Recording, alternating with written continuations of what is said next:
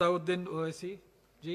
बहुत शुक्रिया जनाब चेयरमैन साहब। मैं सदर जमहूरिया के खुतबे के मोशन के खिलाफ बोलने के लिए खड़ा हुआ हूँ और मैं अपनी बात का आगाज़ उस मुल्क का नाम लेकर करना चाहता हूँ जिसका नाम लेने से हमारे मुल्क के वज़ीर आज़म डरते हैं और कांपते हैं। उस मुल्क का नाम चाइना है और इस चीन ने 45 साल के बाद भारत और चीन की सरहद पर हमारे 20 सिपाहियों को मार दिया और उनकी मौत, उनकी शहादत रायगा जाने दे रही हुकूमत। जिस मुकाम पर इनको मारा गया था उस मुकाम पर आज भारत की फौज PP4 PP8 तक हम पेट्रोलिंग नहीं कर सकते। आज अरुणाचल प्रदेश में चीन, भारत के LAC में चीन ने गांव को बसा दिया। ये सरकार चीन से लफ्जी तौर पर इस बात का एहतजाज करने की ताकत नहीं रख सकती कि आपने भारत के LAC के अंदर एक गांव को बना दिया। नकुला सिकम में चीन घुस रहा है। आखिर क्या डर है उस हुकूमत को और खास तौर से वजीर आजम को कि वो चीन का नाम लेने से डरते हैं?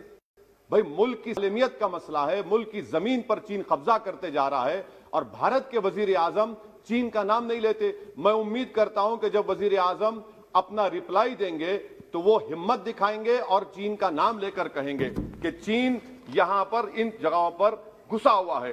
सर, चीन आज भी अपना इंफ्रास्ट्रक्चर बढ़ा रहा है, वहां पर फौज को बढ़ा रहा है। मैं सरकार से जानना चाहता हूं कि जब बर्फ पिघल जाएगी दोबारा चीन हमला करेगा भारत की फौज पर, तो आप इसके लिए क्या तैयारी कर रहे हैं? और सर, मैं ये तकरीर इसलिए भी कर रहा हूं क्योंकि मैं एक आंदोलन जीवी हूं।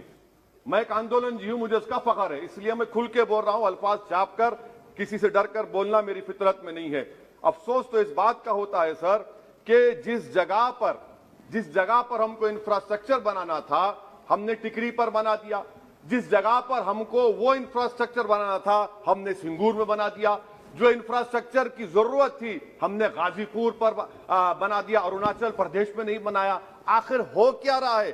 क्या किसान से जो बर्ताव किया जा रहा है वो ऐसा लग रहा है कि वो चीन की फौज बनी हुई है और जो चीन की फौज से बर्ताव किया जाना था आप किसानों से कर रहे हैं? तो मैं इस हुकूमत से जानना चाहता हूं कि इंफ्रास्ट्रक्चर और ये किसानों से क्यों जुल्म किया जा रहा है? सर, यहां पर ये तीनों कानून को लेना पड़ेगा वापिस, आपको आपकी अना को थोड़ा मिटाना पड़ेगा और तीनों कानून को वापस लेना पड़ेगा। सर, यहां पर मेरे को साहिर लुधियानवी का एक शेर याद आ रहा है। मैं साहिर लुधियानवी के साथ माजरत के साथ उस शेर में तरमीम करके कहना चाहूंगा कि जो मौजूदा हालात पर के साहिर लुधियानवी का शेर को थोड़ा तब्दील करके कि चीन पर करम, किसानों पर सितम, रहने दे थोड़ा सा भरम, ऐ जाने वफा ये जुल्म ना कर। ये साहिर लुधियानवी ने कहा था। हाँ, आपसे पूछ के करेंगे क्या? आप तो टुट्टे शायर हैं, ना शायरी आती आपको, ना ज़ौक है, ना कुछ है, बोले जाते हैं, क्या क्या बोलते हैं आपको ही मालूम। बहरहाल सर, ये जो किसानों का कानून है इसमें क्या काला है? काला इसमें यह है कि इस हाउस को एग्रीकल्चर स्टेट सब्जेक्ट है और वो कहां लिखा है संविधान में? एंट्री 14, एंट्री 28, शेड्यूल 7 में। और ये फेडरलिज्म के खिलाफ है। केशवानंदा भारती खास तौर पर कहता है कि फेडरलिज्म बेसिक स्ट्रक्चर है, तो ये सबसे बड़ा काला है। और सर, ये पूरा किसानों के एजुटेशन से क्या बात मालूम हुई कि सरकार को इस लोकसभा की अजमत, इसकी खूबसूरती की कोई इनके पास हैसियत नहीं है। सरकार इस ऐवान से डरती नहीं है। सरकार किससे डरती है? जब लोग रोड पर निकल कर आते हैं तो मोदी जी की नींद हराम हो जाती है। तो वही आप पैगाम दे रहे हैं कि लोग रोड पर निकले तो सरकार कहती है कि हम 1.5 साल तक कानून को मुलतवी कर देंगे। अरे आप कैसा बोलते? क्या इस ऐवान की तौहीन नहीं है कि आप यहां पर कानून अपनी ताकत की बुनियाद पर बनाते हैं और इस लोकसभा की अजमत को निस्तनाबूद कर देते हैं? तो ये बात आपने पैगाम दी कि जब लोग रोड पर निकल कर आते आप डरते हैं। आप बनाओ CAA के रूल्स, इंशाअल्लाह हम दोबारा रोड पे निकलेंगे, पूरे भारत में उसके खिलाफ एहतजाज होगा। सर, तीसरी बात, सबका साथ, सबका विकास, सबका विश्वास, ये भी झूठ है। क्यों झूठ है? बाबरी मस्जिद के डेमोलिशन का केस आता है, जजमेंट आता है और केस में कहा जाता है कि किसी ने नहीं तोड़ा। अगर सरकार उस जजमेंट के खिलाफ अपील क्यों नहीं करती? अपील क्यों नहीं करती? एक क्रिमिनल एक्ट सुप्रीम कोर्ट ने कहा डेमोलिशन ऑफ बाबरी मस्जिद को। आप हुकूमत में हैं, आप अपील इसलिए नहीं कर रहे क्योंकि आप अपने लोगों को पैगाम देना चाहते हैं। क्या पैगाम देना चाहते हैं? कि बेटा काशी मथुरा में भी तोड़ दो, हम तुम्हारे साथ हैं। अपील नहीं करना चाहते बाबरी मस्जिद डेमोलिशन केस को। क्या आप इंसाफ पसंद नहीं है? क्या आप मजलूम के साथ नहीं खड़े रहना चाहते? क्या आप जालिमों को जेल में नहीं भिजाना चाहते जिन्होंने 6 दिसंबर को बाबरी मस्जिद को शहीद किया? आपकी खामोशी इस बात का इकरार है कि आप तशद्दुद पसंद हैं।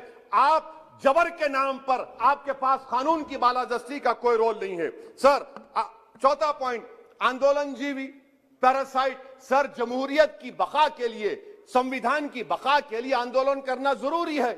और वजीर आजम या कोई बरसर इख्तिदार जमात के लोग अगर आंदोलनजीवी पैरासाइट का लफ्ज इस्तेमाल करेंगे तो मैं याद दिलाना चाहता हूं सर आपके जरिए से इस हुकूमत को कि हिटलर ने जर्मनी में यहूदियों के खिलाफ इनको कॉकरोचेस का, टर्माइट्स का, उसके बाद 20 मिलियन, आप देखते हैं कि 2 मिलियन से ज्यादा यहूदियों को गैस के चेंबर में डाला गया। इस तरह के अल्फाज इस्तेमाल करने से क्या आप भारत में वही जर्मनी की तारीख को दोहराना चाहते हैं? और सर आप सुन लीजिए। जी सर, थोड़ा बहुत क्या सर बोलते समय में। हाँ सर, जी सर, आप आगे ना सर, आप प्रोटेक्शन है मुझे, अब तो कोई फिक्र की बात नहीं, और खुल के बोल सकते सर। आप आ गए सर, स्पीकर आ गए सर, अब तो क्या है सर, आप हमारे लिए हैं। सर, यहां पर आंदोलनजीवी आंदोलन नहीं करना। अरे किसी शायर ने अच्छा कहा था कि जिसमें ना हो इनकलाब, मौत है वो जिंदगी, रूह है वम की हयात, कश्मकश है इनकलाब। सर, अब फॉरेन पॉलिसी पे आ जाइए। किसी इना मीना डीका ने ट्वीट किया, आपने परेशान हो गए। इना मीना डीका ने ट्वीट किया, आप खड़े हो गए। अरे कौन सी फॉरेन पॉलिसी है आपकी? भारत के अतराफ में जितने पड़ोसी हैं, चीन हमला किया, कौन सा एक पड़ोसी है जो चीन के खिलाफ बोलता है? बताइए। कोई नहीं बोलता, मुंह नहीं खोलता। श्रीलंका में आप पोर्ट बना रहे हैं, किसके साथ? जापान के साथ। किसको काम मिल रहा था? आपके नूरे नजर को, आपके नूरे नजर को, आपके चहीते नूरे नजर को। श्रीलंका ने कहा हम भारत को नहीं बनाने देंगे टर्मिनल पोर्ट यहां पर। आप बताइए फॉरेन पॉलिसी। सर, नेपाल का वजीर आजम कहता है कि भारत से ताल्लुकात उस वक्त तक बहाल नहीं होंगे जब तक कि भारत नेपाल की जमीन वापस नहीं करता। कहां सो रहे हैं सर आप? पड़ोस में कोई हमारा दोस्त नहीं है। चीन बांग्लादेश से कोविड की बात करता है, अफगानिस्तान से अमेरिका छोड़कर जा रहा है। क्या आपके पास कोई पॉलिसी है गनी हुकूमत को सपोर्ट करने की? आपके पास कोई पॉलिसी नहीं है। अच्छा सर, एफडीआई का मतलब अब समझाता हूं मैं। एफडीआई का मतलब यह है कि 5 फरवरी को ब्रैड शर्मन जो अमेरिका के रिप्रेजेंटेटिव, उनके पास भारत के अमेरिका के सफीर गए, तो ब्रैड शर्मन ने ट्वीट कर कहा कि भारत सरकार को इंटरनेट खोलना चाहिए, भारत सरकार को पीसफुल प्रोटेस्ट करना चाहिए। कौन होता है ब्रैड शर्मन जो भारत को सिखाए? ये एफडीआई है। और भारत सरकार का डिप्लोमेट, एम्बेसडर बैठकर उनका लेक्चर सुनता है, और उसके बाद क्या होता? 3 दिन के बाद आप कश्मीर में इंटरनेट खोल देते हैं। ये आप एफडीआई कर रहे हैं, हम नहीं कर रहे हैं। अच्छा, बात कश्मीर की आई। कौन है इम्तियाज, कौन है अबरार, कौन है इब्रार? इनको शोपियान में एनकाउंटर पर मार दिया गया, प्रूव हो गया। और ब्रिगेडियर आरा सेक्टर का जिसने इनको टेररिस्ट कहकर मारा, उसको अवार्ड देते हैं आप। सर, इन मरने वाले कश्मीरियों के लिए कौन रोएगा? क्या वजीर आजम रोएंगे? क्या वजीर आजम रोएंगे? क्या कोई रोएगा? अच्छा सर, एक और बात सर, एक और बात। हाँ, एक और बात आई कि शादी के घर में गुस्सा होता है। अरे कौन सी शादी की बारात है कि 18 लाख करोड़ टैक्स मिलता है और 36 लाख करोड़ ये सरकार खर्चती है? क्या शादी कर रहे हैं आप? वाह वाह, माने वाकई में आपकी इकोनॉमिक पॉलिसी को सलाम कि 18 लाख करोड़ टैक्स में मिलते हैं, 36 लाख आप लोग शादी में खर्चते हैं। मुबारक हो आपको, बड़ी शानदार घर है ये शादी का। अच्छा सर, दिल्ली का लॉ एंड ऑर्डर, 1 साल में 3 बड़े दंगे हो गए।